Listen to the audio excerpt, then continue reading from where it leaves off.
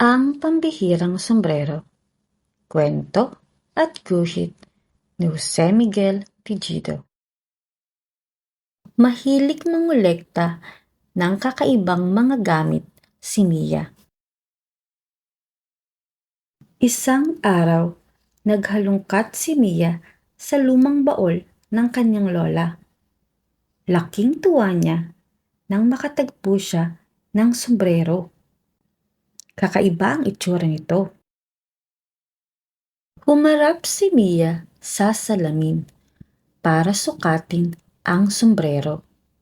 Sinubukan niyang isuot ito sa iba't ibang paraan.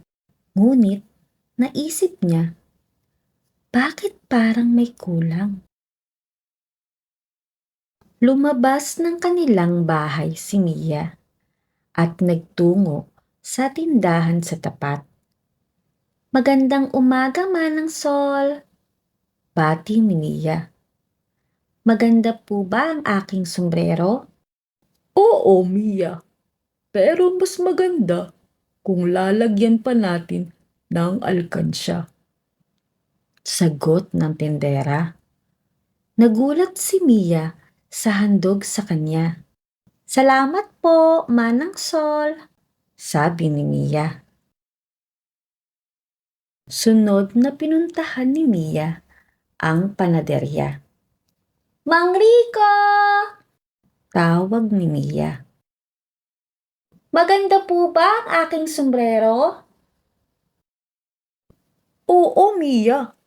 Pero mas maganda kung papalamutian pa natin ng kandelabra. Sagot ng panadero. Salamat po, Mang Rico, sabi ni Mia. Nagdaan din si Mia sa klinika. Doktora Dulce, maganda po ba ang aking sombrero?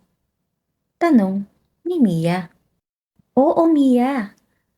Pero mas maganda kung papatungan natin ng mga prutas. Sagot ng doktora. Salamat po, Doktora Dulce, sabi ni Mia. Naglakad pa si Mia at nakarating sa istasyon ng bombero. Mang Ador, maganda po ba ang aking sombrero? Tanong ni Mia. Oo, Mia. Pero mas maganda kung dadagdagan natin ng aquarium. Sagot ng bombero. Salamat po, Mang Ador, sabi ni Mia. Pagtawid niya sa kalsada, nakasalubong ni Mia ang pulis. Mia, kakaibang sombrero iyan ah. Bati ni Mang Kalor. Pero mas maganda kung sasabitan pa natin ng hawla. Salamat po, Mang Kalor, sabi ni Mia. Umabot si Mia sa hardin ng plaza. Mang Lito, maganda po ba ang aking sombrero? Tanong ni Mia. Oo, Pero mas maganda kung kakabitan pa natin ng mga bulaklak. Sagot ng hardinero. Salamat po, Mang Lito, sabi ni Mia. Pagdating sa palaruan, napakarami ng palamuti sa sombrero ni Mia. Mia, itong saranggola na lang yata ang kulang dyan, sabi ng kanyang kalaro. Sandali lang, Toto! Sigaw ni Mia. Ngunit naitali na ni Toto ang saranggola.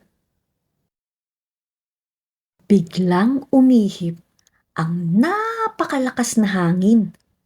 Kumapit si Mia sa kanyang sombrero at natangay siya paitaas.